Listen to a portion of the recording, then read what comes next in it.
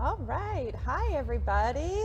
Welcome to our webcast of the 2022 Homecoming Experience live from the West Gym. Woohoo! All right. My name is Kate Haughie. I am part of our board of directors for the Alumni Association. And for the next 90 minutes with my co-host, Steve Seepersaud, who will be introducing himself in a minute, we're going to be chatting with you and bringing you some live feed for those who haven't been able to join us this weekend for our wonderful homecoming weekend. You're going to get to feel some of the energy. We're going to have some live shots of campus where we have students, alumni, faculty, staff, friends, parents, everyone here to join in the Bearcat Pride. Also, we're going to be having some great conversations today with some esteemed guests, including President Sanger is going to be joining us in a few minutes. So definitely stay tuned. But I definitely want to, again, introduce my co-host for this next 90 minutes, Steve Seepersaud with our Alumni Association.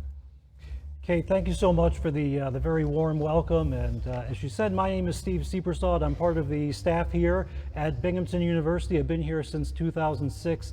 And one thing that has been very easy to notice over that time is that homecoming just gets bigger and bigger every year with more and more alumni and more spirit. The tradition just piles on and catches on. And so one of the things we wanted to do in this webcast is to try to bring the energy and excitement of homecoming to you wherever you are in the world. We have Bearcats all over the world, Binghamton alumni in all 50 states, alumni in 100 countries all over the world. And so wherever you are watching us today, we wish you were here, but we're glad you're part of this extravaganza. And as Kate said, we're gonna have 90 minutes of fun between interviews here, and we're set up with a makeshift studio in the West Gym lobby. If you're trying to figure out the brickwork and what building this is, we're at the West Gym.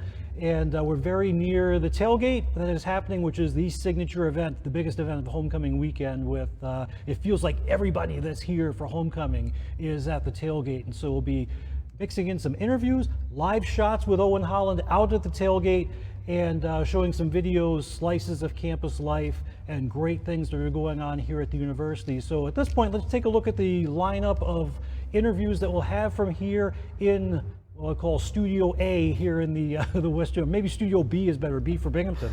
So everybody's got the B, we'll call it Studio B. So our first interview that we're going to have is going to be with Matthew Winston, who is our new Executive Director of Alumni Engagement. And he has been here since May, and this is his first homecoming. So it'll be interesting to hear his impressions and get his thoughts on where he'd like to see alumni engagement at Binghamton become. And we'll have President Harvey Stenger. He has been here for over 10 years now, and there's the list right up on the screen. So I was going to try to do it from memory. Sometimes I think I'm that good, but you miss one here and there. So it's great to have the visual prompt. So there's Harvey on the screen, and he's been here with us for quite a long time and done a lot. Coach Paul Marco will be joining us. This is a soccer game day. Soccer is going to kick off at 6:07 p.m. against UAlbany, and that's another signature event. Tailgate just rolls into the soccer game, and that'll be coming up. So we're glad to have Coach Marco to spend a little bit of time with us here as part of the webcast. A lot of Hinman activities going on. Al Voss, the face of Hinman for such a long time, is going to be here. And so he has recently stepped into retirement, but is back on campus to join us. And we're very, very excited that he is. So I'm going to cheat and look at the sheet here. Scott Foyer, our Alumni Association president, class of 1990, will be one of the guests. Rich and Sandy Alpern, they graduated in the late 60s, early 70s, an alumni couple that met here on campus, been together 50 years, and get their thoughts on Binghamton and why they love it so much and all the changes over the many years. Taris Rodney, class of 08, one of our Medal of Distinguished Service recipients, will be here. Andrea Holmes from the class of 02, Athletics Hall of Fame inductee, will be here. And then our final interviewer will be Perry Ochacher from the class of 1984, Tier Talk speaker, and Tier Talks is another big event that we have here at the homecoming weekend. And one of my favorites, I host Tier Talks, so I certainly, you'd say he has to love it. So with all of that, enough of me, let's go now to the third member of our broadcast team, Owen Holland. He's not only an alum, a recent graduate, class 2022, but also in the MBA program, set to graduate next year, and he's going to be our roving reporter of sorts out at the tailgate over the next 90 minutes. So let's kick it over to Owen, give us a sense of what we have going on, and there's quite a party starting to build at this point. Right, that's right, Steve. Thanks so much for that kind introduction. just like you said, it is a huge party out here. I'm here with over 100 alumni, staff, students, faculty members, and friends.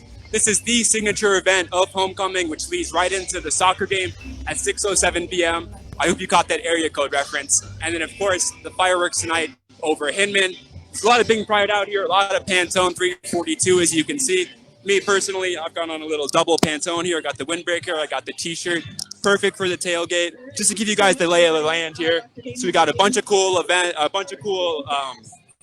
organizations and alumni groups here to my left, tabling.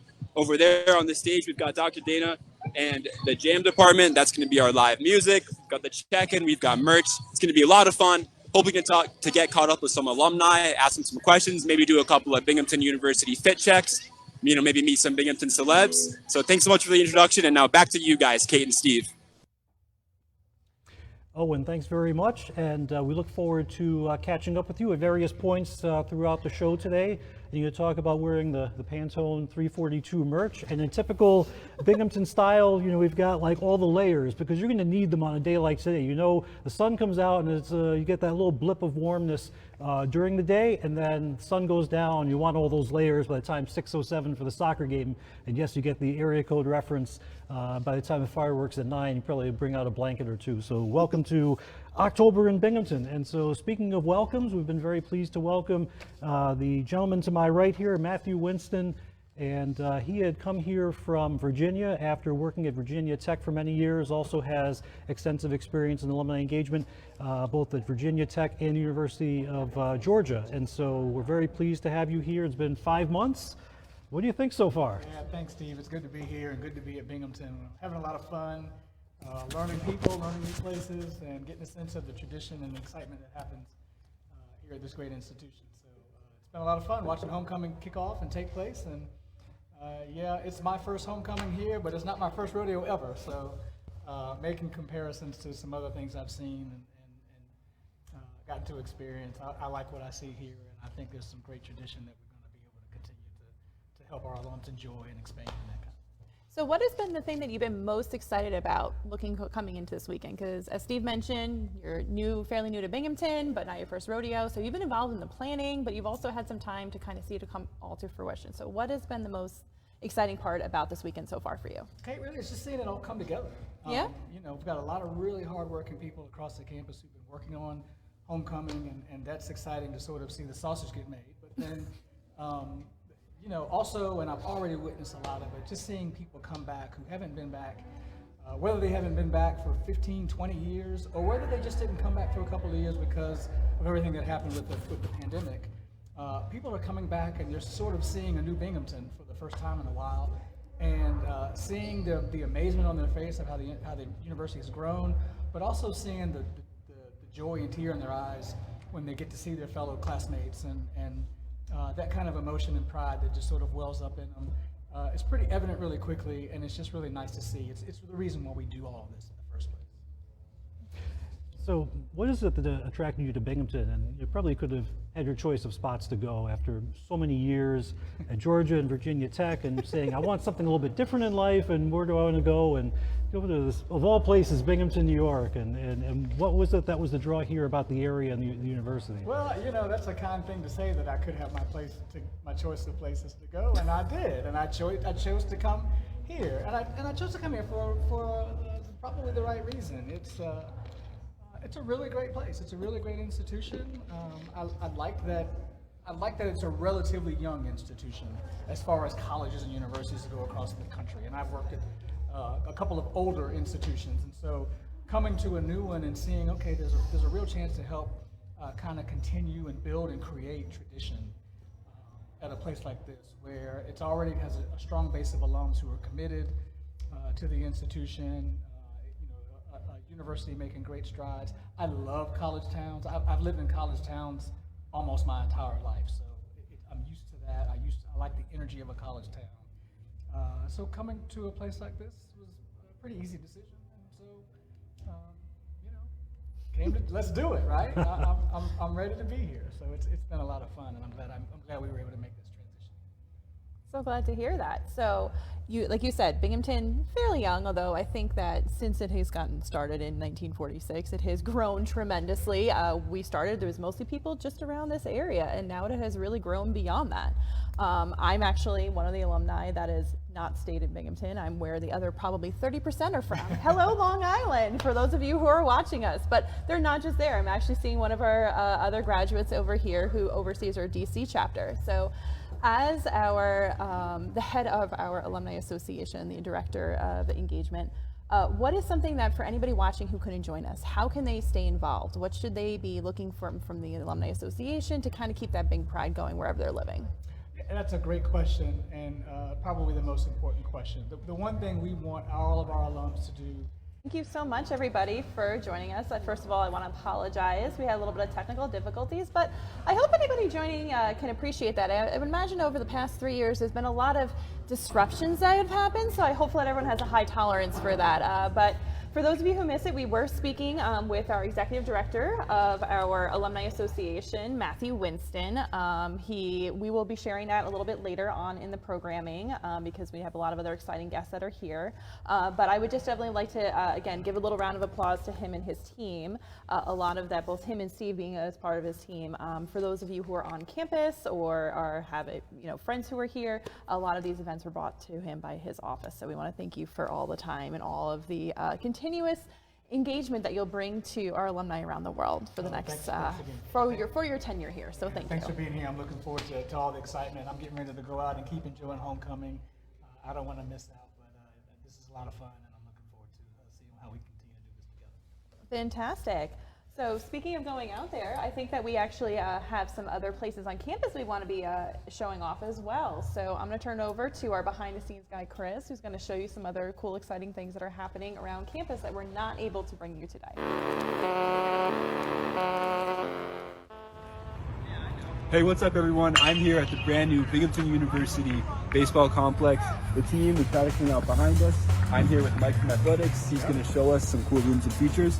Mike, the floor is yours. Yeah, absolutely. So we just moved into this spring, so still pretty brand new. I think sometimes I still look out the window and kind of rub my eyes. I can't believe this facility is right here on our campus, and I'd love to show you guys around today. So Mike, this is pretty nice. Can you tell me about where we're at right now? Yeah, so right now we're in the VIP lounge, located on the third base side of our facility here. You can see it's got sliding glass doors that opens right out to the field, and tremendous vantage point to watch a ball game from.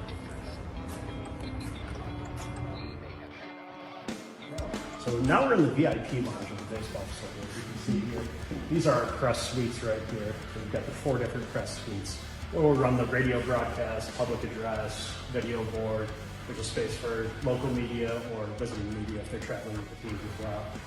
And then the lounge itself, we've had a lot of private parties in here. We've had groups kind of rent this space out during a game where they can kind of get together, enjoy the game in a little more private, secluded area.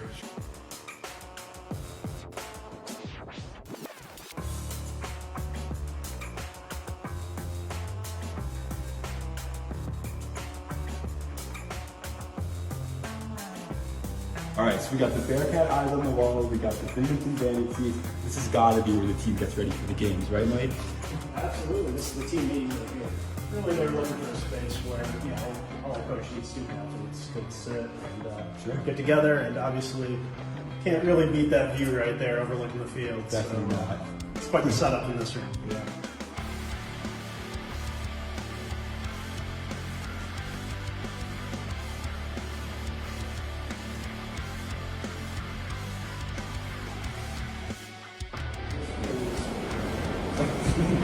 This is one hot tub, one cold tub. So, pitchers after a game can get this hot here. Cold tub. I like if we put a shower right there, so if you're coming out of the hot tub, you're sweaty, you want to rinse off.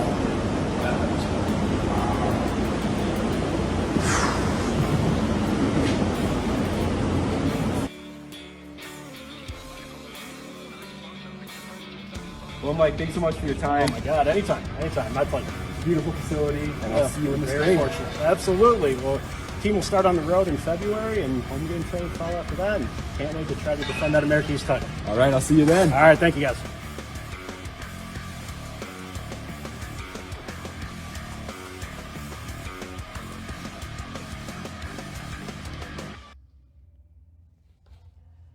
Wow, I have chills watching that behind the scenes tour that Owen got to take a little earlier this morning of our baseball stadium. Baseball is near and dear to my heart. Someone who I actually now share a last name with played as a student here. So seeing that where the Bearcats have come and to that $63 million anonymous donor is just incredible. And having myself personally worked at some Pac-12 schools, our complex blows many of them out of the water. So an exciting opportunity for Binghamton, one of many that we'll be talking about today, not just athletics, but all the other great things that are coming here. And that doesn't just impact our current students, but also impacts our alumni. And speaking of alumni, Steve, we have a new guest that have joined us today. We do, and Kate, to pick up on what you said, the stadium is truly awesome, and I tried to get my family signed up for the tour today, and I guess we got a little bit too late. It was maxed out, and I couldn't get them, but I was able to take my son to the very first game in March, and you know, March in Binghamton could be a real mixed bag of weather, but it was 70 degrees and sunny. It was awesome. So the only thing that was missing was we did not have a Bearcats win that day, unfortunately, but it was just fun to experience the stadium in real time, and then also through the eyes of other people and see their reactions to it as well. And so, as Kate said, we have a very special alum sitting here with us on the set, Scott Foyer from the class of 1990. Has been a long-time volunteer here at the university, has served on the alumni board for longer than I can remember. It feels like I've known him a very, very long time. Had several officer roles such as treasurer and vice president before ascending to the presidency of the Alumni Association in 2021. So Scott, welcome back to campus. Great to have you. And what do you think of homecoming so far? Well, thanks, Steve. It's great to be here. It's really an amazing, turnout of fellow alumni. It's a lot of fun to get together with people I haven't seen in a while in person. I've met so many great people through my involvement with the Alumni Association. I hope people that come back to campus, a lot of them come back for the first time, for homecoming this year, that they'll come back year after year and they'll realize, what a great experience this is. Yeah, but I know that you and I have actually had opportunities to connect. So it's like, as Steve mentioned, Scott actually is now the president of our Alumni Association, also one of the many other alumni on the Long Island area. So you can speak a little bit too about kind of what we do in the region, but from like a broader view throughout your experiences in giving back, what are your favorite things that alumni give back? What are the different ways that they can give back that you've really seen them make an impact? Well, being very involved with the Long Island chapter, we have periodic meetings. We get together and we talk about what is it that we could do to engage alumni on Long Island. What kind of events would bring them out? What kind of resources can we provide? And we found that like networking type events work very well. We've done some educational programming on Long Island, and that's a lot of fun. It's a lot of fun to get together as a group to meet new people that you have something in common with. Your connection to Binghamton. And to come up with ideas and brainstorm of how to bring people together, to make some new friends. Some people make some business contacts out of it, which is great as well. And it's just a lot of fun. We all have this common bond. I think that's the key. When you meet someone that went to Binghamton, you have this instant connection. You can start a conversation about where you lived on campus, your favorite places to go out drinking, and whatever it might be. And it's just a lot of fun. It's something that I think all alumni should experience. And talking about bonds, and you have this in a way that is very special, is that you're part of a legacy. You have your status as an alum, and then you got to see your son be here for 4 years, and he graduated. And talk about how special that is to share that in common with him, and have your experience. You come back and sort of relive your days as a student, and then making new memories, and then his time as a student as well. Absolutely. I remember driving through campus. 10, 11 years old, just to kind of show them around and, drive through the west side and show them the apartments. I lived in a couple of them are now boarded up buildings, but back in those days, that's where I lived. And you thought maybe someday he would want to, attend Binghamton. And then, we got to the point where he was looking for colleges, and his initial reaction was, "I'm not going to school where you went, Dad." But then something happened, and he came here as a junior in high school, and he really loved the campus. Kind of fell in love with it. He had some older friends who were going to Binghamton, and he knew he'd know people if he came here. So then he got really excited about the possibility of applying to and coming to Binghamton, and being on the board and coming up for board meetings and other events. Being able to also visit my son when he was living on campus was terrific. And my wife is also a Binghamton grad, I met her my sophomore year, in Onondaga Hall, and so it's like a kind of a Binghamton, family affair at this point. So it's great. Well, I can relate to that. Maybe not necessarily from the legacy, but as I said, I actually also met the person I now share my last name with at Binghamton's. And I know actually later on in our program, we'll be interviewing another couple that met here at Binghamton and are still together. So that's certainly very special memories. But you've talked about how you have come back to Binghamton over the years. You've seen it grown. So right now, what are you most proud about being a Binghamton University alumni and president of our Alumni Association? I think being the president of the board, and I've gotten to know the staff, the administration, and my fellow board members, and I've gotten to know them very well, and I think I'm really proud of how hard everybody works. They're a very committed group, both the staff, the administration, and the board members themselves. They put in a lot of time. We have various committees that look to find the best ways to engage alumni with the various different, whether it's mentoring programs, whether it's career development, educational programs, and we share ideas, and they have committee meetings periodically, and they come up with ideas.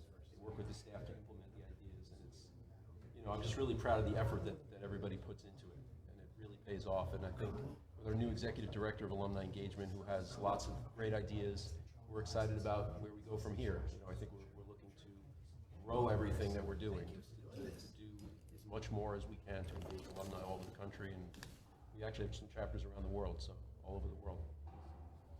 So what are your thoughts on homecoming this year? We took a year during COVID and went virtual, and the world sort of closed down, and we came back and we did this last year, and we weren't really sure how it was going to take off because, like a lot of things, are people really ready to grab onto it yet? And we did pretty well, but it seems like it's even picked up even more this year. I mean, what are your thoughts on how things are going so far? Yeah, I think it's fantastic. I think there was a kind of a pent-up demand for in-person activities. I think getting back to campus. A lot of people haven't been here in many years, at least during the last few years. And it seems like we have a great turnout. I haven't seen the exact numbers yet, but it seems like we have a great turnout. People pre-register. We have lots of people who just showed up, to join us, and which is great. And the staff does an incredible job with a number of activities, trying to appeal to everyone, every alumni, something for everybody here. And I think it's kudos to everybody. I think it's been a tremendous job by the staff and the university. I feel like these headphones block out a lot, but I'm picking up vibrations of bass from the party outside. So it feels like just from that alone, like it's really quite a scene out there. So that's awesome. Yep. No, and that's actually one of the reasons why, because I don't know if anybody saw me saying hello over there, because everyone is gathered for tailgate today because we are tailgating for our soccer team who are taking on SUNY Albany, our America East rivals this evening. And before he coaches the team, we actually do have head coach Paul Marco is here and joining us. So Scott, I don't know if you're going to the game later. I think I am too, a little bit. So we'll want to cheer on the team. But thank you. Before you go, I do want to say thank you for all of your continued service, everything that you do for alumni and representation to help us continue to grow. So thank you. Really, really appreciate that. And thanks for taking time out of your day for coming on there. Thank you, Scott. Thank you. So we're going to bring on Coach Marco next. Yes, like I said, actually, we do have, everyone would just give us a few minutes, we have a special guest who is a very busy afternoon before he's getting the team prepped for our America East rival, SUNY Albany. So we are tailgating, as we said, from the West Gym in the Event Center. And for those of you who were students here in 2007, you would have remembered that I was here in 2007, and our class here is doing really, really well. Tailgating in the Event Center for soccer, and so I'm so glad to introduce Coach Marco, who's coming on. Hi, how are you? Hello. Good to see you. Thank you so much. Hi, Coach Marco. Thank you so much for joining us. So for those of you who don't know, this is our Binghamton Bearcats men's soccer head coach, Paul Marco, who is going into his 20th season here at Binghamton. Wow, that is an incredible legacy to have here at Binghamton. And during that, you've really grown the team. You've helped, like I said, as when I was a student here, between 2003 and 2008, it was 6 straight conference championship appearances, not to mention during that time some America East titles. But also here, I was a student athlete myself, and I think student is a really important component of that, being a Division I athlete. is that the team has also done really well. I mean, you've had some academic All-Americans, which is just tremendous to balance that between championship play as well as being a student athlete. So thank you for growing the team and everything you do. But that was then. Tell us about now. So tell us about the team now. We get going shortly. I know, you get going shortly. I'm pretty excited. I think we have a really good group this year. They're coming together nicely. We had a bunch of new faces, so it's taken us a little while to gel, but you know, I think tonight will be a good match for us. We've had a good run the last couple of weeks, so we'll see. Exciting. Okay. Good opponent, a rival opponent for homecoming, so Albany should be a very good game. I know. It was certainly a busy day, and we're glad you could spend a couple moments with us. And tell me from your side and from the guys' perspective, what the homecoming game means in particular. I mean, every year it's full of spirit, full of people, and under the lights, just an awesome environment. Yeah, I mean, it's, you know, everybody's trying to get in this game tonight. We talk about this back in May and June when we're talking about getting ready for the fall season, and are you going to be ready for the magnitude of tonight's game? But, you know, one of the things that's always impressed me is the alumni of our university. So when I first arrived here, I had just come from West Virginia University, where I had played and coached. And the guys that I played with and going back and that experience. And then when I came here, I knew Tim Shum, the legendary former coach. I knew Christos a little bit before I came. And then just interacting, you know, with the likes of the Raul and Skip and Paul. I mean, there's a lot of really great alum dating back all the way into the 60s. And I've got to know a few of them, you know, Fred Peck, who usually makes his trip up for homecoming, played in the 60s, all the way to guys who, you know, graduate last year, you know, the Noah Luchers of the world who are still playing right now, but trying to make it back to campus when they can. I've been impressed with a few things through time. One, the connection that they still have to the current team, but then the connection that they keep between themselves. You know, attending some of the guys' weddings where there's 22 former Bearcats at a wedding. I mean, it's pretty impressive. It's pretty impressive. That's really exciting. But you were mentioning as they prepare for this game. So in addition to having the soccer alumni come back, what does it mean to the team to have the parents, the students, the fans all here cheering them on? Because I know that one of the things that I was reading about your remarkable career was not only have you grown the team, but also some of the attendance has been the #1 or like really high in Division I for attendance for men's soccer, which is tremendous. So tell us a little about what that energy is like and how it really pumps up the team. Well, when you were a student, we started the Soccer Hooligan group, which was our student section, and that grew to probably 800 or 900 students. Wow. And now, you know, since COVID hit, we had a couple of years where now we weren't having fans, and now I think we'll start to see those numbers in the student section grow again. But no, it's a wonderful experience. I mean, singing in the crowd, and you know, the energy and excitement that you feel even before kickoff. You know, walking around outside right now, it's pretty neat. It's pretty special. It's awesome. As we mentioned during the intro, you've been here 20 years in an industry where there's a lot of mobility. You know, you put down roots for a couple of years somewhere and go to the next opportunity. What's so special about Binghamton? And you know, I've got to imagine you love it an awful lot to be here for 2 decades. I think that you find your happiness with people, place, and purpose. And what tremendous people we have here. I have a wonderful purpose. I pursue my passion every day. And in the place, I mean, this is a great place, it's a great community. The university has grown immensely since I've been here. So it's been great to be part of the process. Yeah, really good. Good. Well, we know that you do, like we've been talking about, it's tonight's game. You are the head coach. You have your players out there getting ready. So we don't want to take up too much of your time because I know that you're going to have to get into prep mode with the team, making sure everyone's getting, you know, in their pregame rituals and things. One of the traditions we have is motivational speeches given by the new, yes, it gets a little out of hand. Oh, I like that. That's, that's taking place actually right now. So do they do their own motivational speech, or is it finding, because I know there's a lot of great speakers out there. They like to share quotes and things. Oh, I like it. Today, from what I've been told, it got kicked up a notch. One of the guys had the team shave his head and everything. So. Well, now I am Now you know what to really look for. excited. I feel like someone might need to take some photos that we share later of like what those traditions are, those motivational speeches. Like if maybe like that's something in the students section, people will start holding up like hashtags about from the speeches, right? We've had some doozies. Justin Lesko's, Adam Chavez over the years, Pascal. We've had guys come up and only speak in their native language. Oh, that's The awesome. intensity of their voice, yeah, great. Oh, so we don't want to be taking you away from that. So thank you so Thank you much very for much, sharing. Coach. Great.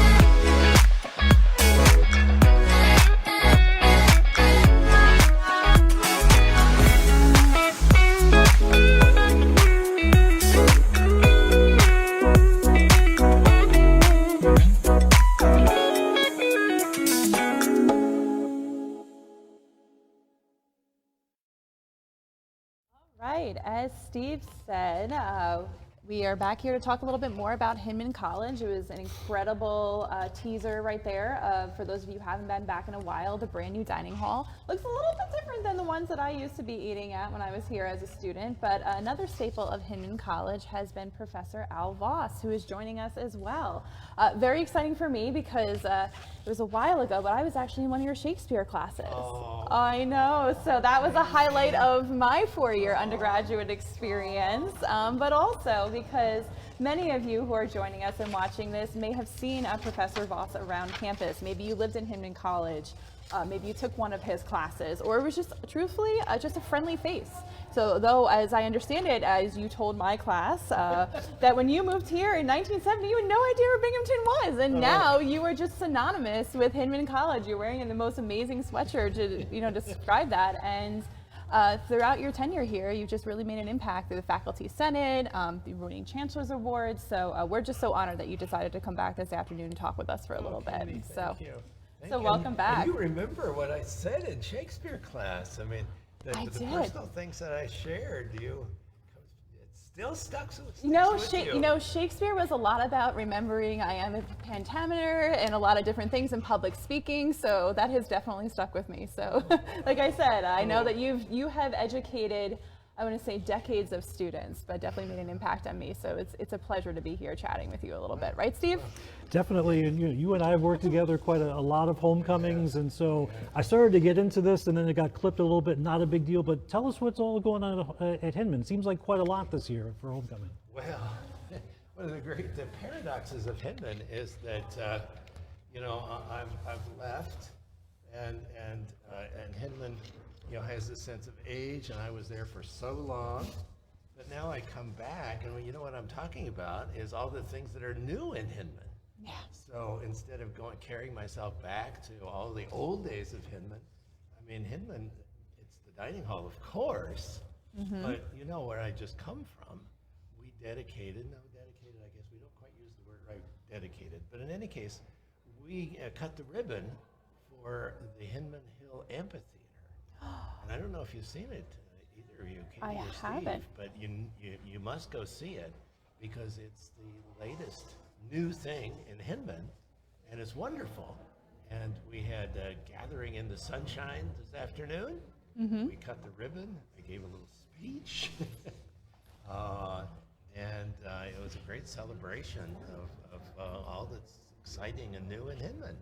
So were you joined by any Hinman College graduates there for part of that you might have known throughout the years? We filled the amphitheater with the alumni who were here.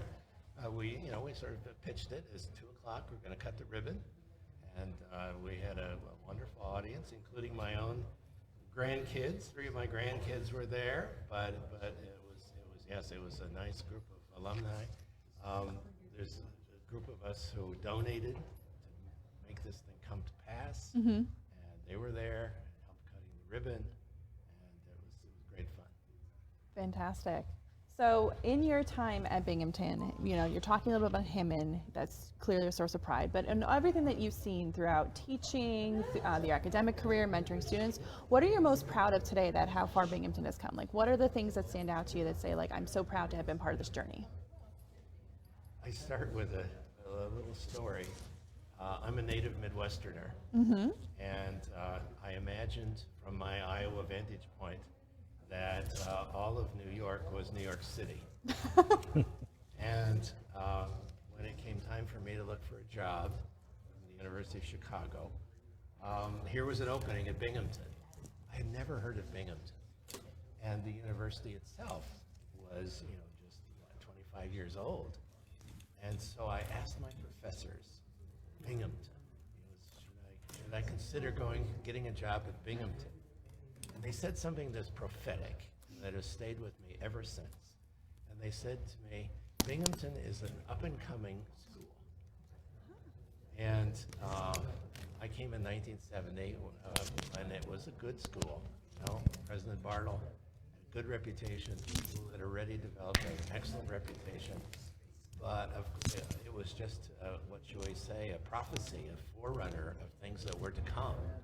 And I just had an alum here last week who hadn't been back for a dozen years. And she, an English major, reached out to say, I'm coming to campus. Could I meet you? I said, absolutely. Well, we did dinner together. But before we did dinner, I said, I'll give you a campus tour.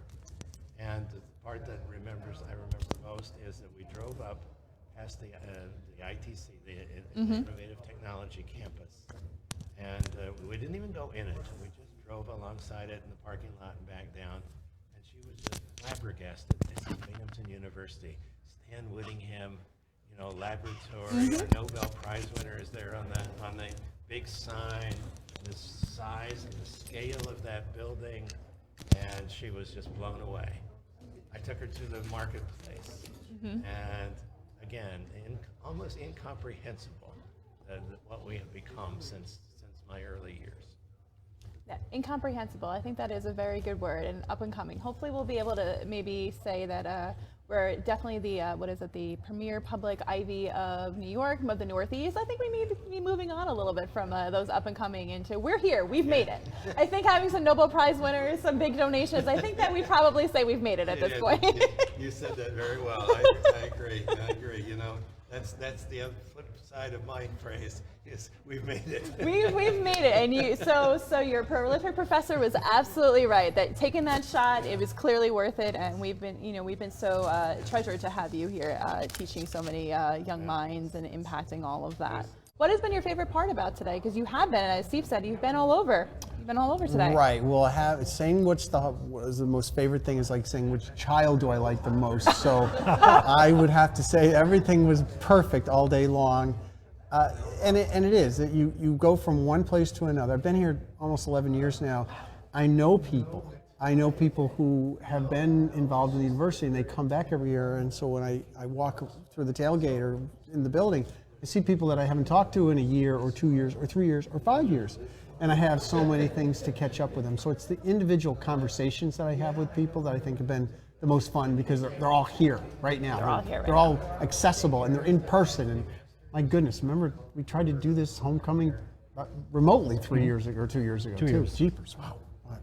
Which, which is part of the things that we've learned from this, though, is the fact that, we have people who want to participate from so far. We have people joining us. We're seeing people join on the screen. We have alumni all over the world, and now we're able to invite them back. But we have invited them back to campus here. We're getting ready for the soccer game in a little bit, so everything is wonderful. So what would you say to people who aren't able to come this weekend but are making plans to come back to Binghamton? What are the things that you would say that they should definitely see when they're coming here? Well, when you come back, and I hear this all the time, I haven't been back since I graduated. I haven't been back for 30 years. I haven't been back for 40 years.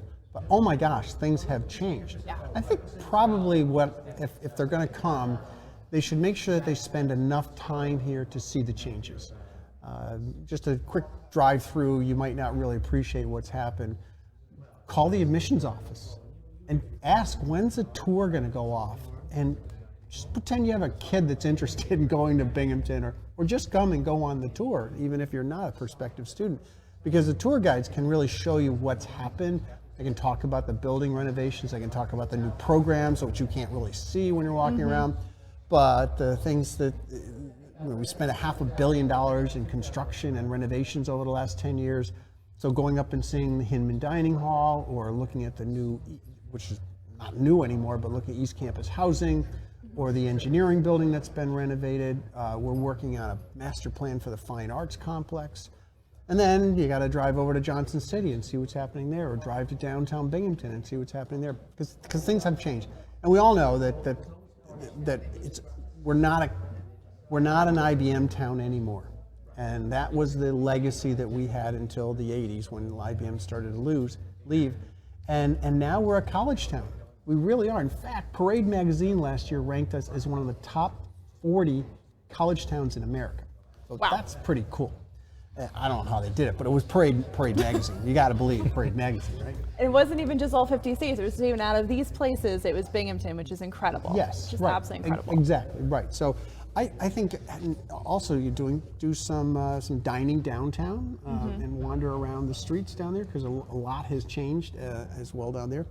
But take your time. Don't be in a hurry. And maybe also come back with a friend. Oh, okay. Somebody who you haven't seen for a while. That might be a good excuse to say, hey, let's meet up there. And homecoming is just one weekend. I think we put too much emphasis on it's the homecoming weekend. That's the time you go. You can come anytime and have a tour or visit with people. Call our development office and say, gee, I'd like to talk to a development officer about providing an endowment for a scholarship or something. We'd be glad to arrange that. We're in the middle of a campaign right now. So. I know. I was going to say, you've been talking to some of the ways that Accelerate is really going to help make all these changes move forward. Binghamton is no longer, like you said, an IBM town. It is a college town. It has a tremendous impact on the area. It has grown so much from being just here, just having Harper College, to now having places in downtown, in Johnson City, and beyond that, being part of the global program. So speaking of Accelerate, can you tell us a little bit about about how we hope to take whatever the funds that we raise to really make the next 10, 50, 100 years of Binghamton? Yes. Well, the campaign goal is $220 million. We've raised a little over $160 million. We've got 2.5 years left in the campaign. We know we can get there, but it's going to take a lot of work and a lot of effort on our development staff, but also on our alums. The gifts that we're seeing that are most popular are scholarships. That alums know that when they came here, it was tough on their families. They had to save as much as they could. They left with a lot of loans. And of course, back then the tuition was even lower than it is now. But our tuition is still pretty low. $7,000 a year for tuition, room, board, fees, etc. For an in-state student, they run $28,000. And there's tons of scholarships available: tuition assistance plan, the Pell plan, the Excelsior plan, some merit-based scholarships that we have here. But it's still not free. So giving some scholarship funds is probably the highest priority. We also have some donors who are really interested in human rights, because they know that a university is probably the place where, if you want to really understand human rights and have a role in improving the aspects of human rights, a university is a great place. So we recently have started the Institute for Genocide and Mass Atrocity Prevention. Several large donations there are helping create that. We bring practitioners from around the world. We sponsor students who want to travel to countries where genocide is occurring and working in NGOs or working in governments in other countries. And that's been very successful. It's probably been 5 years that we've been doing that now. And not just one donor, but other donors who have been adding on top of that. Another area is study abroad. Other than scholarships, we know a lot of our students, they're struggling just to make ends meet when they're here. To study abroad is a big stretch on their family finances because it can cost an extra couple of $1,000s. So we have several study abroad scholarships that we offer to students, and that's a great one to help us with them. The other one around human rights is the Institute for Social Justice for Women and Girls, sponsored by Ellen Kashik, class of 67, I think. Ellen is a professor at Santa Cruz and a great advocate for feminism, and she recently was here, received the University Medal, and she and some of her friends have endowed the Institute for Social Justice for Women and Girls. So lots of stuff that we're doing right now. Certainly we had a chance to just ask a final question. Is we had the fireside chat this morning, had a chance to tell some of the great stories that are happening here at the university. What are some of the other major things going on? It's quite a lot, and I know it doesn't really make for a tight interview answer because it's an event up, in and of itself, but just sort of quickly kind of getting us into some of those things. Well, probably the big thing that we just recently announced, and things happen so quickly, you got to go to the next one, is it's the New Energy New York grant that we just won from the federal government and the New York State government for $113 million. $113 million to start a lithium-ion battery manufacturing research center to help train employees and companies on how to manufacture lithium batteries. Why Binghamton? Why lithium batteries? Oh, Stan Whittingham won the Nobel Prize in 2019 in chemistry for his invention of the lithium-ion battery, and he was the principal investigator on this idea. So it was pretty much a slam dunk. The hardest part was convincing, not Senator Schumer, because he was totally behind us, but convincing the federal government that Binghamton really could do this. Yeah. Because there was a lot of big-time universities that were in this Build Back Better regional challenge, and we were probably the one that people didn't know the most about. And we got to give Senator Schumer a lot of praise and thanks for getting us recognized. And we had to do the work, but he was the one who said, yeah, Binghamton's a great place, smart people. We can make this happen. And so that center is kicking off right now. It'll be in Endicott, in one of the old IBM buildings, kind of full circle here. Oh. And I think that's going to be something we'll be talking about for the next 5 or 6 years. And honestly, with batteries, I think all of us right now, batteries are not necessarily the things that we plug in necessarily to keep, your TV remote going there. It's your Teslas, it's renewable energy. So really there is just so much potential possibility. So to hear that Binghamton is going to be the center of things that people are needing, Tesla, all those types of things, renewable energy is incredible. It's going to be exciting. That's really exciting. I literally just got chills kind of talking about that. And I did not study engineering, but I definitely made those connections to everybody. It's another example of solving the world's problems. Solving the world's problems by here at Binghamton. In the area and expanding beyond the Vestal campus to downtown Johnson City, now Endicott. We're going to be everywhere, and we are everywhere. Which is really exciting. Yeah. So I would have to say we are at a homecoming tailgate. So I was to say before we go, maybe a quick Go Bearcats. Before that, for the evening. Ready? 1, 2, 3. Go Bearcats! Well, thank you so much for joining us, President Sanger. I know that you have another place to go. And speaking of going Bearcats, we actually have Owen, our correspondent, is out in the parking lot seeing all the exciting things going on. So Owen, out to you. What's going on out there? Kate, just figuring out my mic here. It's still going great behind me here. We've got a really cool cheer performance. We've got the dance team. Thank you so much, President quite the Sanger. crowd really here. Appreciate it. What's going on? Is it on me? Yeah, go ahead. All right. What's up, guys? It's going great. Just figuring out my mic here. Right here, we got the dance team, kick line. They're putting on a great performance. They drew quite the crowd over here. And I also want to take the opportunity to tell a quick story. I saw John Wilson from How to John Wilson walking around out here with this camera, getting some shots. And I was lucky enough to meet him yesterday, be part of an episode. And I got to say, he's a class act, really cool, really smart guy. He's definitely one of my favorite alumni, aside from my co-host right now. But anyway, I was chatting with some of the gentlemen from men's hockey, so let's go check in with them right now.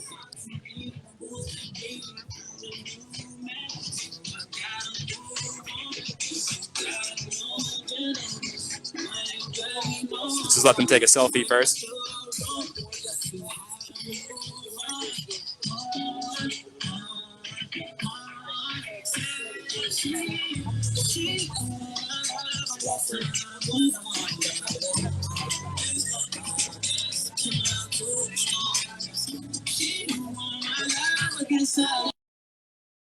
Can I ask you a few questions? Yeah, sure. Hi. So you're here with men's hockey. So what does that mean to you guys? What does it mean to be here?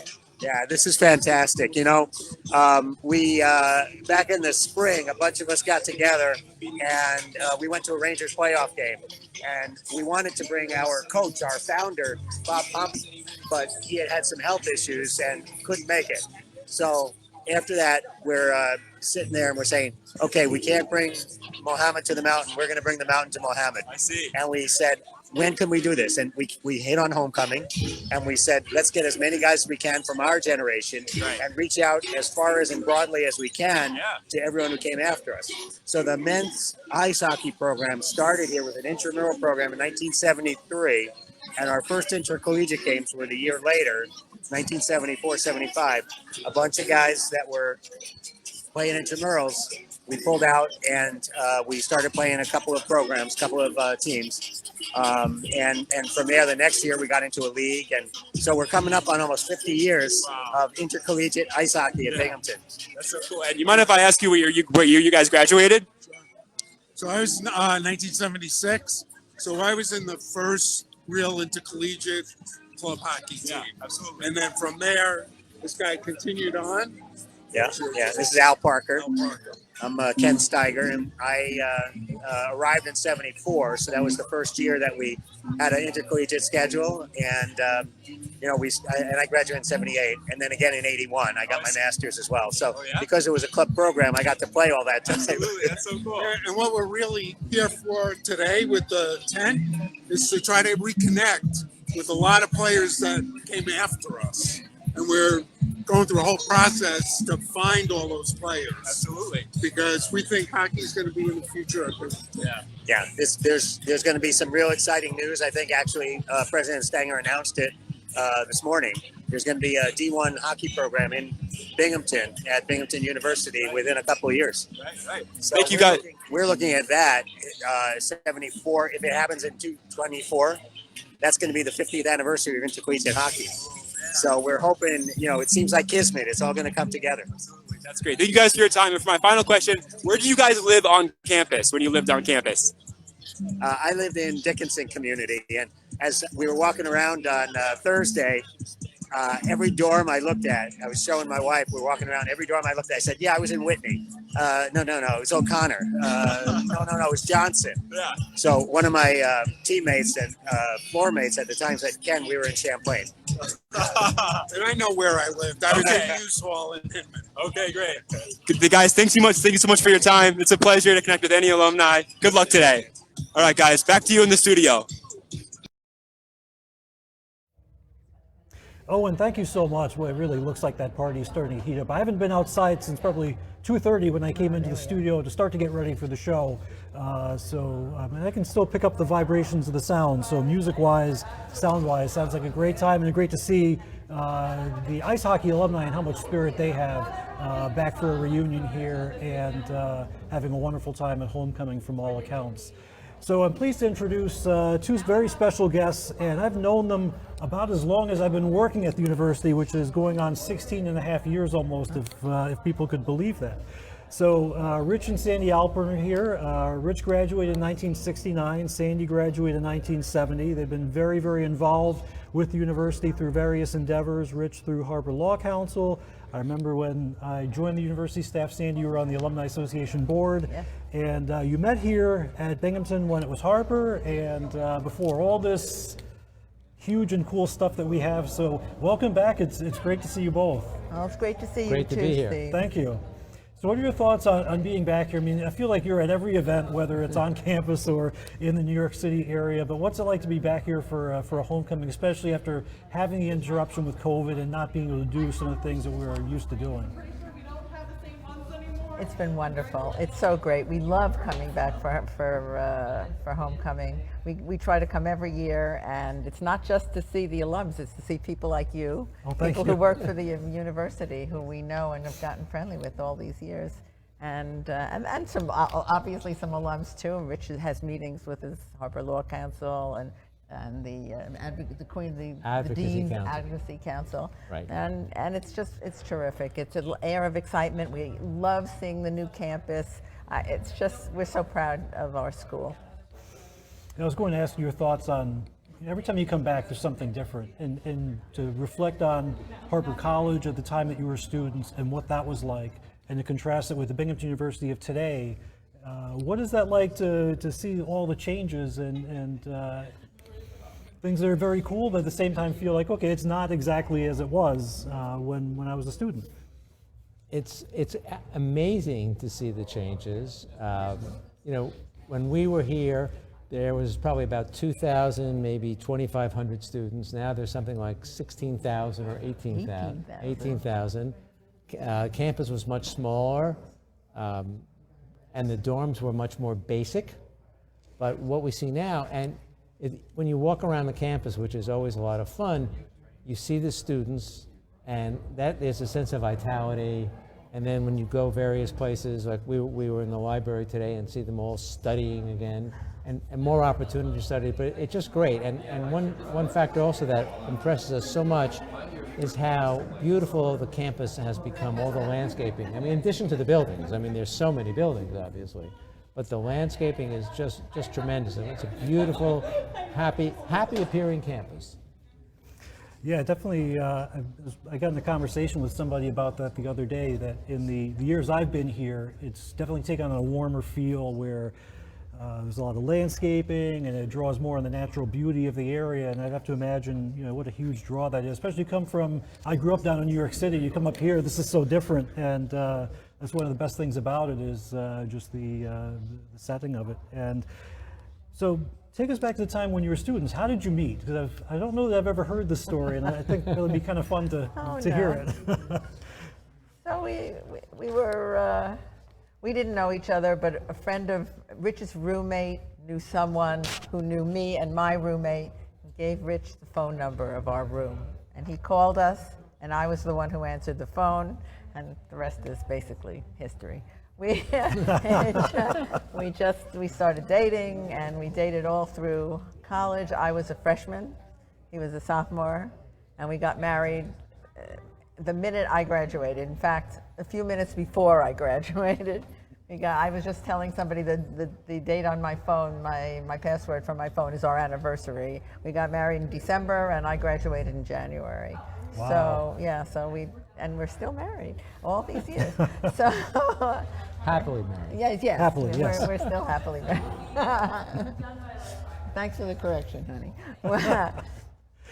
Why have you remained so connected to Binghamton? So you were involved in the alumni board, and you've been involved with the Harper Law Council and advocacy, and what is it about Binghamton that is so valuable and so important to where you've made an effort and made a conscious effort to go to events and do things and volunteer, and why should others do the same?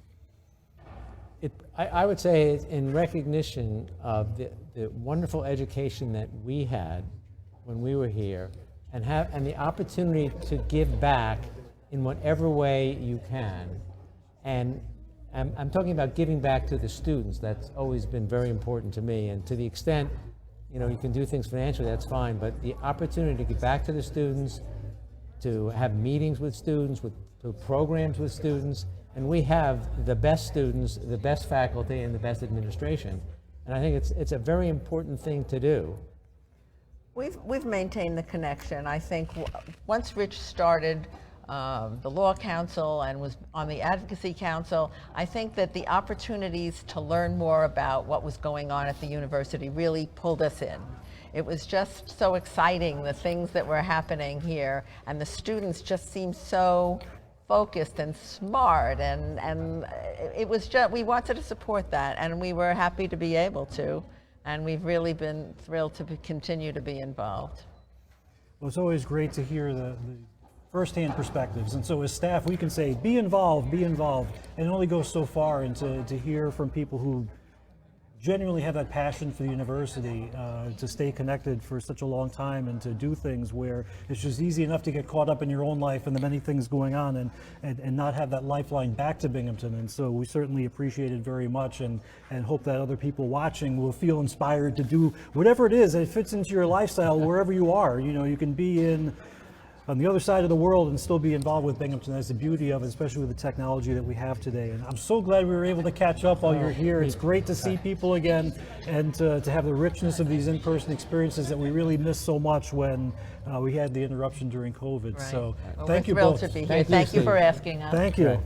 Last night was the 3rd annual Binghamton Block Party, helping continue to build the bond between the university and the downtown Binghamton community. More than 500 attendees were expected at this 3-hour celebration on gorgeous Washington Street, which lived up to its name with beautiful weather, a fun vibe, and lots of Binghamton University school spirit. Food was provided by Binghamton Hots, Craft, The Island Hut, Parlor City Vegan, and Strange Brew. And nearby stores Garland Gallery and Mabel D. Orr offered discounts to attendees who also took home some sweet Binghamton University swag. If you're coming back for homecoming next year, be sure to plan to meet up with your friends at the block party to kick off your weekend in Binghamton in style.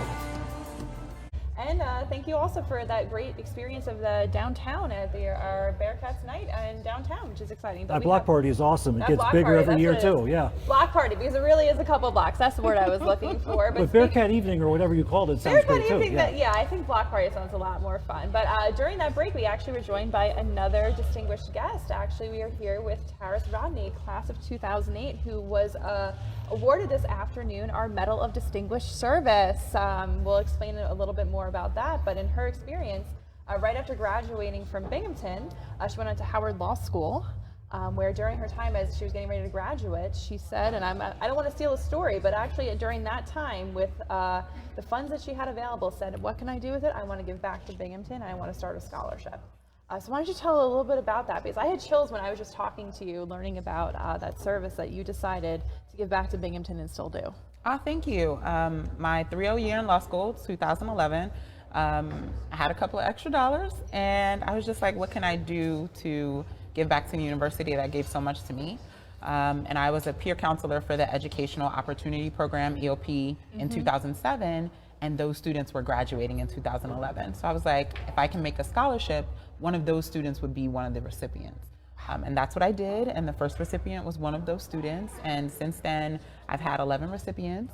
6 of them are attorneys around the country. They've been to a number of different law schools, so it's just phenomenal to be able to give back and then see the fruits of my labor. So it's really awesome. I enjoy it very much. And you still stay very close in touch with them. You mentor all them. Wonderful. So where have they gone on to? Some of the different practices they've gone on to? Of course. Some of them have gone to UConn Law, New York Law, Emory, UDC in DC, and 2 of them are assistant district attorneys at different district attorneys' office in New York City. 1 of them is at, 2 of them are law firms, 1 of them in New York City, 1 of them is at a law firm in Washington, DC. She's actually here this weekend, so I get to see her. I'm really excited about that. Shout out to Sharice. And the other 2, I think one of them is a professor at a university. She's an adjunct professor, so she's teaching law at a university, which is really dope. And then another one just finished law school, so I don't know where she's going to go, but I'm looking forward to figuring out where she's going to go. Wow. And of course, though, when your Medal of Distinguished Service isn't just for the financial contribution and mentoring, but you've also stayed very involved in Binghamton. We were just talking a little bit. I was gonna say, we were talking just a little bit before she came on, and she was talking about just how many years she's come back. So talk about the other ways that you've also stayed involved in Binghamton since you graduated. So I love it here. My family knows I come back to Bing at least once a year, sometimes twice or 3 times if it's a good year. I was coming back for homecoming every year from 2008 until 2018. And then I had a daughter in March of 2019, and then COVID hit. So I haven't been back since 2018, but I have organized the Alumni Global Day of Service in New York City. I mentor other students through the Binghamton Alumni Mentoring Program outside of my scholarship. I've served on a number of different panels and participated in the networking during, the time in the winter time. So it's been really awesome to give back, to talk to students, to give some time, not just money, but also spending some time with them. It's been phenomenal. Fantastic. I love the story because I heard it at the award ceremony this afternoon about being third year of law school and saying, okay, I don't have a lot of money, but I have enough to fund a scholarship. And Yes. if I could do that in that stage of life, anybody could. And it's not meant to be a gratuitous fundraising plug, although it sounds like it is that. Yes. But, She's like, yes. She's like, no. Yes, please it is. give back. She's like, I'm It saying absolutely as somebody as a is. student okay, who since was she said it, we'll recipient. own it. Yes, it's a fundraising plug. Absolutely. We have to lift as we climb. Every little bit counts. Your time, I think, is even more valuable than your money, but money helps. Students need money for books. Students need money. Their meal cards run out, like a couple of dollars helps. I'm sure you remember that. So any little bit helps. Any way you can help students, please just give back. Especially since during COVID, some of the struggles I think that students had just became much more obvious. And Absolutely. So I think about students going home and they don't have access to a computer, and I was blown away at the thought of a student trying to write a paper on a phone. I mean, if I have to type a text message, I'm like, I had enough. I just want to throw the phone away. It's frustrating. But to write pages and pages on a phone, or just the things that we take for granted, and everybody has. So those inequalities are just that much more magnified in a crisis like that. And Absolutely. So, I think makes it more, another plug again, makes it more important to think about what can we do to give back all the untapped potential we have to make an impact. So from the alumni office, I say thank you for all that you do, because just like listening to this, it's so impressive. It's like on the board, on mentoring these students and everything. So it's just great. I mean, how did it feel to be recognized? I mean, I know you don't do it necessarily for the recognition, but to get that from the alumni office, that medal of distinguished service, how did it feel to come back to receive that recognition? It was an honor. It also was extremely special to me because I was nominated by the Educational Opportunity Program, and EOP is very important to me, very close and dear to my heart. So just made my heart smile. It's really cool to be recognized for things that you do just because you want to. So I'm immensely grateful. Always looking forward to giving back to the university, and I'm going to keep doing it. You guys will keep getting my money and my time. Which again, we'll take it. I would say we'll take it. I know that you probably have a celebration to get to for receiving that tremendous award. Absolutely well deserved. But for one last thing before you head out, you have continued to give back. You've continued to come back. You're going to continue to stay an active alumna of the institution. But what are you most excited about or most proud about Binghamton right now? Just the growth. The name rings bells now, which is really dope. When I started here, people couldn't even pronounce it. They were Binghamton, Binghamton. I got all kind of names. You're going where? They had never heard of it. So now when you say I attended Binghamton University, it is a name. People know it. It's a household name. It's a respected university. So I'm super proud of that.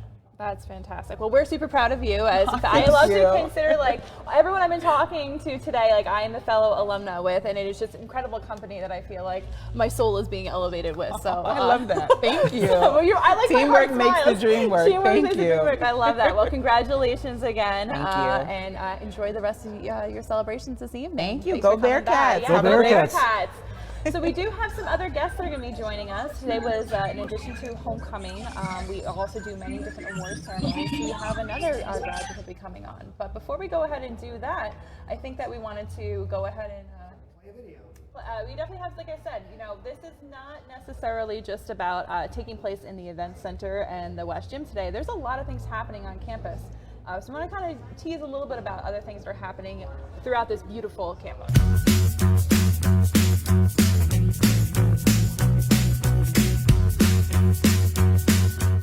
I love the freedom to move in new directions. Community. Engagement. I love that Binghamton is very inclusive.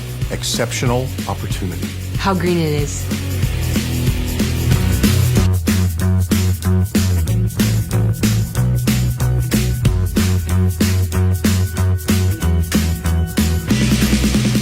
Green means go.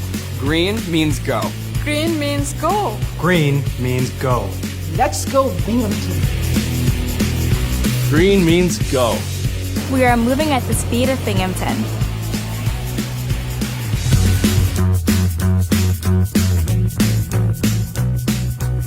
Big world out there. Big data. Big example. A really big priority for us.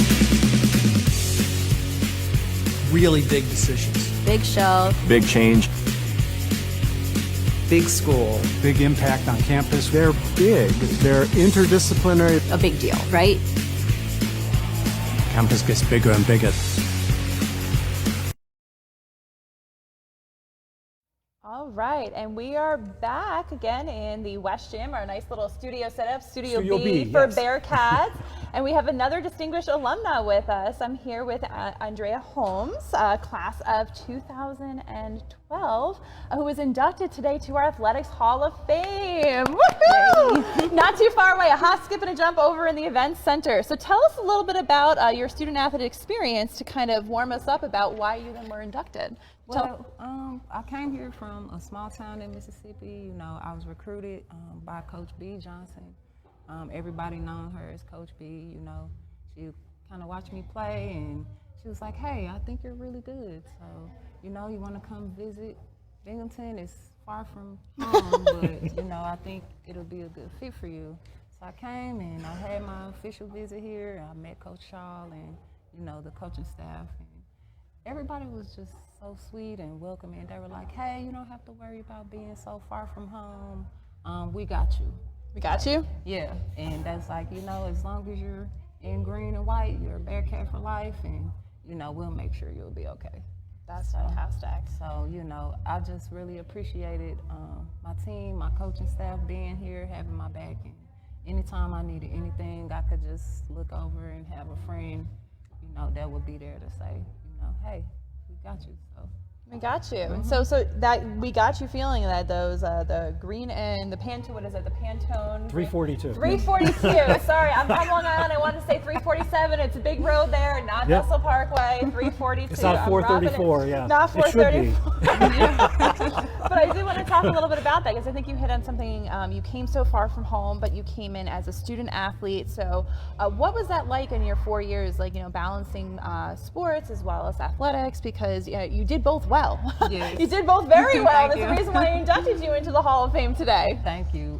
It was tough at first, you know, being unfamiliar with an area and not knowing a lot of people, you know, you kind of just had to like ease your way into getting to know the good and bad things that were for you here. So I think I got a chance to do that. We had to attend summer school, you know, it was like a part of the basketball regimen that they attend summer school, at least one session.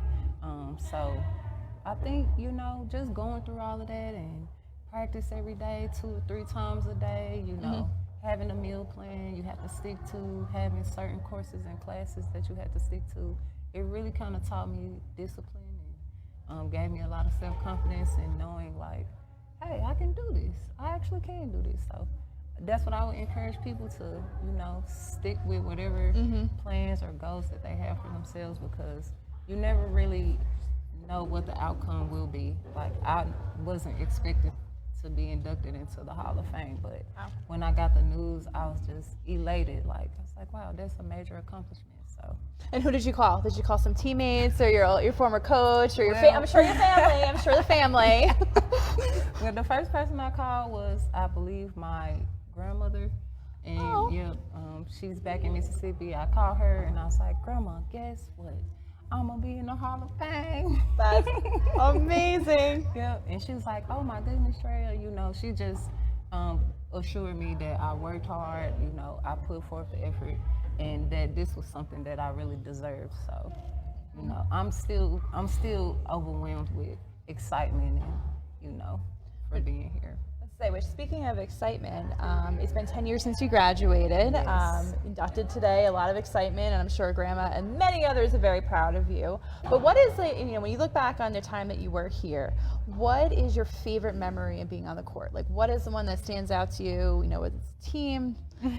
Something, she's laughing, I like it, she's got some fun. Well, one of my inductee colleagues, Mr. Neal, he would announce our games, and I just used to love hearing him say, "Andrea Holmes, 3-pointers." Like, you know, it was just awesome. Like, it's like, yeah, I got to do that again, because that kind of sounded good coming over Oh, that was a motivation. Yeah, motivation. Then everybody, you know, we would have the autograph signings after the games and stuff, and just seeing the people line up and wanting us to sign their poster or basketball, or little kids coming, you know, to shake our hands after the games and stuff. Like, so all of that kind of just, you know, played a part into me feeling like I wanted to be the best for BU because they were giving me a lot. They were giving you a lot.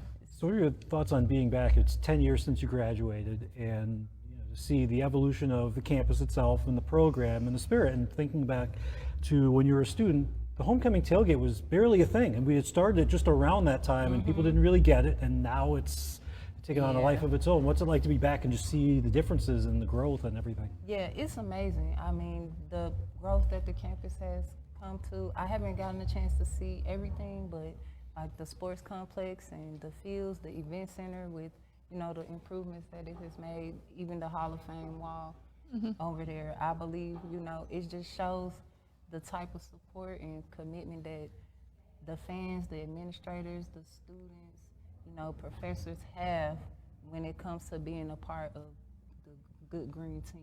The good green team, I love that. Yeah. So tell us what you're up to these days. Are you still involved in basketball in any fashion? Not so much, but speaking with Coach Ord, you know, she assured me that she believed that I would be a good attribute to basketball. So when I go back to Charlotte, I'm in Charlotte, North Carolina right now. Okay. Going back outside? I currently work in distribution, so when I go back, I'll definitely be looking into dabbling into coaching, maybe some AAU, maybe some high school sports and stuff, just so I can get back connected with my roots, because basketball was my passion when I was here in college. I ate, slept, you know, breathe basketball. I do. So I do know that. I kind of, I would like to get back into it, for sure. Well, before we let you go, I do have one last question. You know what? One of the things you were saying to me was really impactful about how Coach J, was I who came down here? Coach B? Coach B. Coach B. Sorry, I wanted to make sure I got it right. I know we're throwing a lot of names out there. And like I said, I was talking to a few coaches today, but when Coach B came down, said you came from Mississippi, you kind of took that leap of faith. You came to Binghamton, which I'm assuming you probably didn't know where that was. That's been a theme today. But there's got to be somebody else listening out there who might be wanting to take a leap. So what words of encouragement would you give to somebody who might be jumping into something new, whether it's a new college, out of state, different country maybe, different major, going for it? What words of advice would you have? I would just say fee first. Just jump right in. You know, you'll never know who's around to catch you, to have your back, throw you a floaty, or, you know, you really never know who's watching. So it might be tough at first, and the mental toughness is probably the hardest aspect to overcome, but I feel like the reward, once you see yourself, you know, accomplishing those goals or things that you have for yourself, then, you know, it will be worth it. Phenomenal, yeah. For sure. Fantastic. Well, congratulations again. Welcome back to Binghamton. Thank you. And we look forward to, you know, staying in touch in the future. Maybe not the next 10 years, maybe a little sooner than that. You'll be back at Binghamton, right? Absolutely. Go Bearcats. Go Bearcats. Thank you so much, Andrea. Thank you so much. And we'll take a short break before we bring up our next interview guest, so stay with us. Thank you. All right. Sweet. What's up, Binghamton? Do you need a new show to binge or a movie night with the roommates? And do you have an unmatched sense of Binghamton pride, like me? Well, then you've come to the right place. This is Owen with the Binghamton Buzz, and these are TV shows and movies made possible by alumni that you can stream right now. So first up, we've got The Rewrite. Mark Lawrence, class of '81, wrote and directed this romantic comedy starring Hugh Grant as a burnt-out Hollywood screenwriter who takes a cross-country job to come teach at Binghamton University, literally. Where exactly is Binghamton? There's your new home away from home. Complete with scene shot on campus, our flawless weather, speedies, and 2 Spider-Man legends. Every student needs to watch this film at least once. So next in line, we've got Icon, the Restless Billionaire, made possible by 2 Harper grads. Directed and written by Bruce David Klein, class of '84, and produced by Alexander Goldstein, class of 2014. This documentary offers an engaging retelling of Carl Icon's journey from philosophy major to medical school dropout to Wall Street billionaire and philanthropist. To all the Robinhood users out there, this one's for you. Transitioning now from finance to fashion, we've got Stephen Canal's Pose. This Emmy and Golden Globe Globe-nominated series has the largest LGBTQ+ cast in TV history. It follows the ballroom subculture of the late 80s, where participants walk the runway, compete for wildest costumes, and create a community for trans people. All, I might add, to a killer 80s soundtrack. Now, I bet you didn't know that The Daily Show was created by a Binghamton graduate. Indeed, Madeline Smithberg, class of 81, was tasked by Comedy Central to create a new show with 3 major requirements. It had to be on every night, it had to reflect current events, and it had to be funny. Deep dish pizza is not only not better than New York pizza, it's not pizza. The rest is history. It's The Daily Show we're talking about here, on the air for over 20 years, spanning legendary hosts like Jon Stewart and Trevor Noah, and even becoming a respected force in American politics, Smithberg succeeded. Time for your Jim Carrey fix? Then cue up Bruce Almighty, written by Emmy Award-winning writer and former English major Stephen Corrin. Bruce, a Buffalo TV reporter, finds himself constantly outplayed by Steve Carell's Evan Baxter as they compete for live airtime. So Bruce turns to God for help, played, of course, by Morgan Freeman, and is granted omnipotent powers as a result. You must be Bruce. Who are you? I'm God. Okay, how many fingers am I holding up? 7. Now finally, we have the HBO series How To with John Wilson, created by and starring John Wilson, class of 2008. He'll take a seemingly arbitrary concept like how to split the check with friends, and then goes on a handheld, narrated adventure to research his topic. So do you have strong thoughts about scaffolding? No, not at the moment. You know why these are so blown up? All right, this is as high as we can go. A truly hilarious show full of touching interviews and interjected by the absurdity of New York City, How To with John Wilson is truly one of a kind, and you need to check it out. And there you have it, Binghamton. Let us know your favorite movie or TV show featured on this list. And to any alumni out there watching, we're all very proud of you. This is Owen with the Binghamton Buzz. Thanks for watching, and I'll see you next time.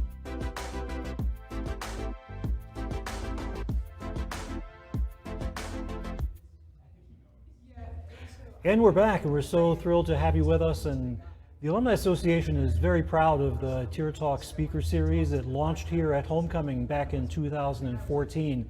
And it's amazing to think about all of the great topics and great alumni speakers that we've had over the course of the last 8 years. And so it's one of the things I like the most in the course of this job is being the producer and the host of this speaker series and working with great alumni to craft the presentations that are done in person here at Homecoming every year, and the alumni speakers who have so much energy and so much passion for Binghamton and for what they do, and they want to share that knowledge that they have and share their experiences with other alumni and with the university community at large. And so this morning we had Tier Talks as part of Homecoming 2022, talking about the upcoming midterm election. And so in case you haven't heard, there is an election coming up, and so we see a little bit of video rolling right there, and there's Perry Ochachar, who is sitting here in the studio with me. And he graduated in 1984 from Binghamton University and is the founder and president of Willett Public Affairs, has an extensive lobbying career, and so shared some of his experiences and some existential questions that are sort of floating out there as we approach what will certainly be a contentious election. So after that big, long-winded build-up, thank you so much for joining us here, and talk about, in a nutshell, what today's Tier Talk was about. Today's talk was about the midterm elections, but specifically I focused on the future of American democracy and whether we are running the risk of losing our democracy given some of the things that have developed in this country over the last 20 or 25 years, and voting and voter turnout and voter participation and participatory democracy, and really the theme being, I think it was John Adams who said, you know, I've created this republic for you if you can keep it. And I think we're really being tested now to see if we can keep it. And that was the theme of the talk today, I would say. You know, if we looked at in the Tier Talk political polarization in the past and sort of explored that. And so I remember one speaker, and it stayed with me all these years, and he said, you know, people would say that we've never been as polarized as we are today. And this was back probably in 2016. And he said, well, we did have a civil war, right? But it feels so much scarier now. I mean, why is it that it's just that the temperature feels like it's just running so hot these days? Well, it's because that's what we're experiencing. But the fact of the matter is we've had worse polarization. The Civil War is one example. And in the lead up to World War II, we had terrible polarization in this country.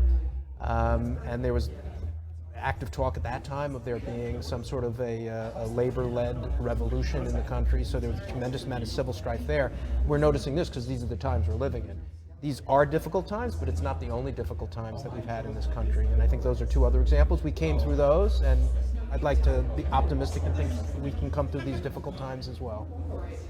You know, I was thinking of one of the stories that you shared about when Congress had sort of a more collegial tone, and so you could be trying to beat the you-know-what out of each other in a debate, but then go out to dinner or go out for a drink after, and it was just sort of, it was professional and not personal, and it feels like it's drifted so much into the personal. How do we begin to get it back to where, you know, it's just focusing on the business at hand and be more compromise-oriented instead of it's just like a winner-take-all mentality now? Yeah, and it's really bad in Washington. I do most of my work in Albany, and I'm happy to say on the state level, there is some polarization, but it's not as bad. And in Albany, you can find Republican and Democratic legislators out after session having dinner.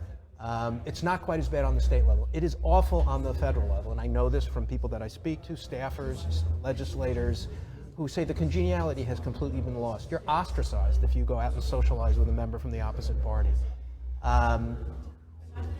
I don't know how we can change that. I think part of it has to be from the top down. It started in Washington, really, because the leadership in Washington, particularly in the 90s, had kind of told their members, you know, it's war and you are not to fraternize with the enemy, and that created this kind of culture in Washington starting really in the 90s of, no, we're not even going to socialize with you anymore. So I think in Washington, it really has to be with the leadership in the Senate and in the House, kind of sending that signal to their conferences that this is politics and this is what we do during the day, and it's okay at night to be friends and to socialize and to set that example from the top down. That's where it started.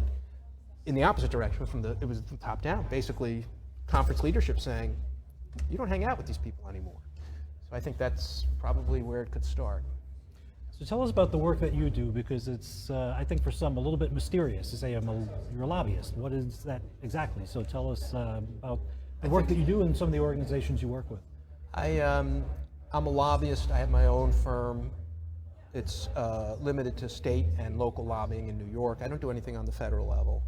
And I represent kind of a diverse interest of clients, although I have a bit of a concentration in healthcare and construction. And I represent clients before state and local government on regulatory matters, legislative matters, procurement matters. I have a client that wants to sell products and services to the state of New York. They're an architectural firm, engineering firm. I try to create business opportunities for them to sell their goods and services to the state of New York. But I also represent a lot of clients and trade associations and businesses who have interest in legislation or regulations that affect their business interests. Sometimes it's stuff they're being proactive to pass that could help their businesses, and sometimes it's fighting legislation or regulations that could be harmful to their businesses. The best example I can give is I represent several construction contractor trade associations, and we're working very hard right now on a bill which would allow the state of New York to allow for price adjustments in construction contracts where the contract was entered into during COVID, when there were material price increases that no one had anticipated, and without any ability to adjust those contract prices, my clients are going to have to eat that cost increase. And it's no fault of their own, because nobody could have anticipated what would have happened during COVID. So we introduced a bill essentially to authorize state agencies to, in essence, amend the contracts to allow for these cost increases, which the agencies do not have the power to do without authorizing legislation.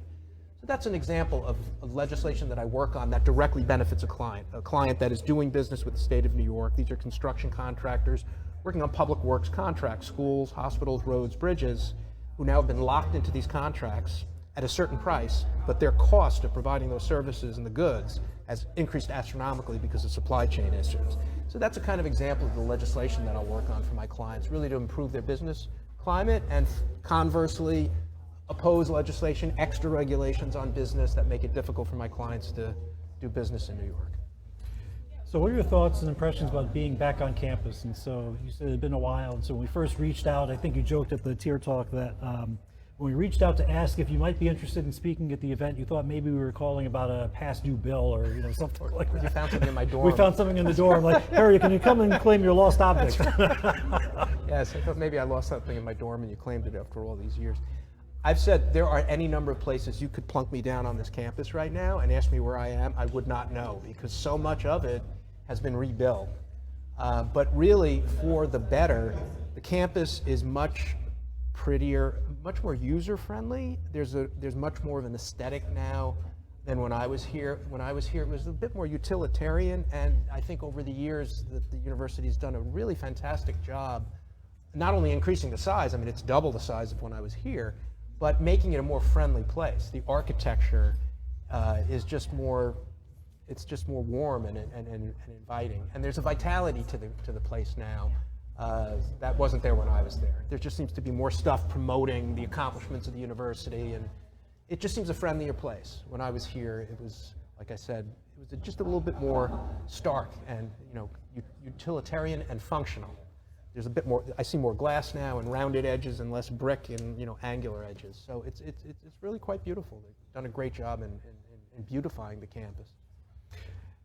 So I think we're about out of time for the interview. I just wanted to say thank you for coming to be part of this webcast, but also as part of the Tier Talk. And, and so I've been hearing all day the feedback from people who were at the session, and they loved it from start to finish, and just thought, people who just care about the future of democracy and hoping that we can kind of turn the temperature down and get to a place where it's more about compromise and we get people engaged in the process and kind of taking it back for the right reasons. And so if we can make some good changes as a result of the program little by little, I think that's great. But thank you so much for traveling up here. And inviting me and just being able to prepare for it was fun again. And I don't do this as a profession. I'm not a lecturer, I'm not a professor, but researching and preparing was fun too. It reminded me of my Binghamton days. It was great to have you back, and so we'll take a short break, and then we'll bring in another special guest and be ready to wrap it up from here at Tailgate 2022. Stay with us. Thank you.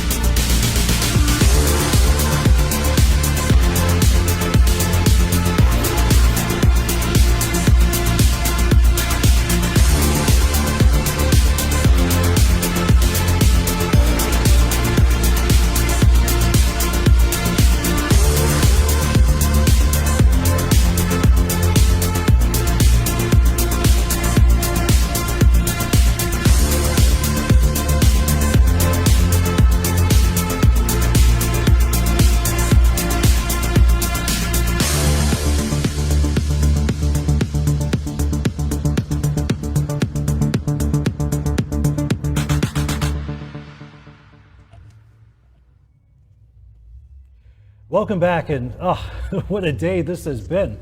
It's been a fabulous day here at Homecoming 2022. Homecoming Saturday is one of my favorite days of the year, and I know there's quite a lot of people who feel that way as well. And so we're ready, just about to wrap things up. And so we have Kate Haughie from class 2009, our co-host, and Owen Holland is back inside, and I think his hearing is recovered from the music.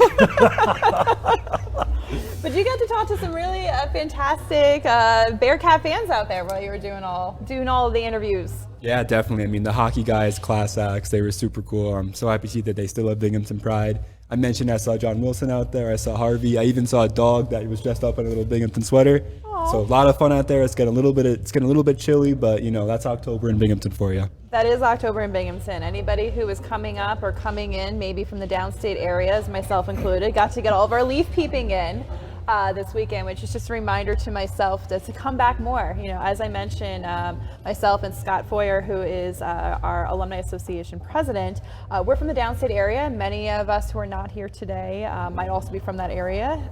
It's been a little bit warmer down there, climate challenge there, but this has really been reinvigorating for myself included, and I am very actively involved as a graduate, but just to sit in the company of Taris and Andrea and Perry, and of course, having Professor Al Voss back and talking to President Stanger and Matt Wilson, it's just so exciting about what's happening in Binghamton. I think, to Al Voss's point, the place that nobody necessarily knew, he didn't know where it was when he was coming here from University of Chicago, but we've made it. Binghamton has absolutely made it, and it's exciting to be back here and see everything that's going on. But we came up with all sorts of slogans and superlatives, and I just thought it could be encapsulated with "We are awesome," because we are. Awesome. It's just simply that, you know, we are awesome, and all these great people have really helped to put Binghamton on the map.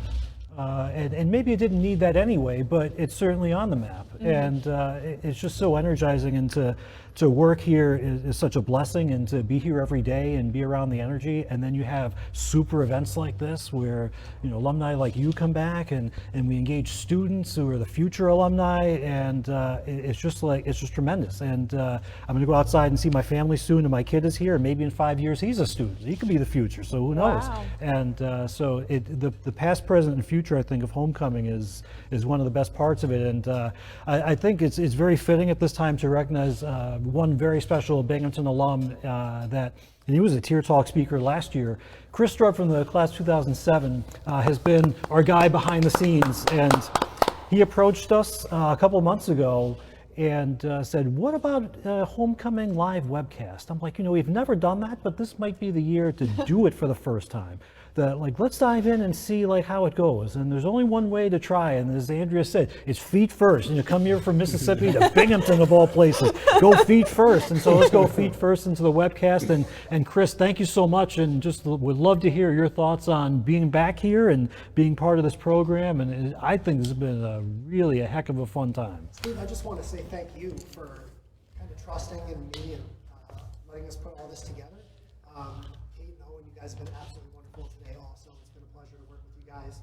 You know, this is kind of a dream come true for me to get a chance to do this. I think when we kind of take a step back and look at all these wonderful people that we spoke to, I know maybe it felt a little chaotic, you know, being here on the production side and everything, but man, Kate, like you were saying, these incredible individuals that we got a chance to connect with today. And I was just thinking this morning, how many alums don't come back to campus? And I really felt, Steve, like it was important to try and bring the homecoming experience to those alums. And like Kate's been saying all day, come on back up. Make the trip. Do your leaf peeping. You know, come on up. You know, there's Nurchies and Speedy and Rip It and all this wonderful stuff here. I didn't get paid to say that, by the way. But unsolicited testimonial. It's just, it's a really special environment to be back up here. And you only really know that if you've spent your time here kind of as a student. And we've had some really wonderful experiences that we've been able to share over the years together. And this is a new one, you know, and hopefully this is a chance, you know, this is something we'll be able to do year over year. And if you're watching at home, we hope that you enjoyed it as much as we enjoyed putting it together. This has been a labor of love. It's been a labor of love, but I would even say to your point is that I hope that for everybody, and this might be a shameless plug, is that if for some reason you can't make it back up here, you've moved to the West Coast, you moved to a different country, you moved someplace else, staying involved, there's just certain aspects about when you connect with somebody from Binghamton. It doesn't matter whether they were part of your class years, where they were 10 years behind you, 20 years behind you, maybe they just graduated and you're now 20 years behind them. Maybe somebody I'm sitting next to kind of feels like I might be almost 20 years behind him. But it's true, like you can all have those conversations. There's going to be something that you can make a connection with, and I think we're talking about homecoming, and for all of us, Binghamton is a little bit of a home in a sense. So even if you're not here on that campus, that when you talk to somebody about where you lived or what classes you took or who you had, if you're living in Singapore, which is actually a friend of mine at one point who graduated from Binghamton was living in Singapore. And if you ran into somebody there and you have that moment of connection, that's what brings us all together. So if you've been thinking about it, wondering how you can get involved, you want to go to that alumni event, you want to raise your hand to help out on Mentor Match, that's the type of connection that we all have. That's what it really means when they say homecoming. It's that home feeling. You know, with us being sort of the same era of alums, that would be one thing that I would really echo is this alumni network above us has been so helpful, as well as all the staff and faculty here. You know, when you come to them with an idea, you know, and I loved how Andrea Holmes put it. Just jump right in and do it. And I want to say thank you again to Owen Holland, who's over there. You know, he came to Owen late in the stage. I had a chance to really connect with Owen these last couple of days. I think there's, you know, maybe some similarities between us, except I'm way older than you. But we were talking yesterday about this idea of taking that gift and running with it, doing what you want. And the Big Buzz, you know, thing that you've been doing has just been so cool and connected with so many people. So when we had the chance to reach out to you, we were all thrilled to work with you because of the work that you've been doing. And I just want to say thank you for continuing to inspire others to do their own thing, because it's something I've tried to do, you know, to varying levels of degree over the years. And to see someone like yourself, you know, doing it here on campus and really featuring so many wonderful voices from all around has been truly inspiring as well. Well, thank you very much, Chris. That means a lot, and we are similar, honestly. It's like looking in an aging mirror for me. I mean, we both have the tech skills, you know, we got the media skills, and, you know, I just want to speak to Kate's point a little bit that, you know, I'm on my 5th year here. I did my undergrad here. I'm finishing out my master's this year, and, you know, Binghamton University, it's changed my life. You know, I'm out of state. I made some of my best friends here, like Kate mentioned. Some of my best friends are like from India and Turkey that I met through Binghamton, all over the United States. And really just like it's given me the platform to be able to pursue, you know, what I enjoy to do, to make videos, to talk to people. So I'm so grateful to Binghamton, grateful to you guys, and I'm happy to be included. So, you know, Bearcats for life, am I right? I was to say, I feel like in order to sign off, again, we are at Homecoming Tailgate. Again, that beat is still being kind of vibrated in here. So I feel like, you know, to sign off, I feel like we need to do like one giant Go Bearcats. Does everyone agree? Sounds good to me. All right, everyone ready? 1, 2, 3. Go Bearcats!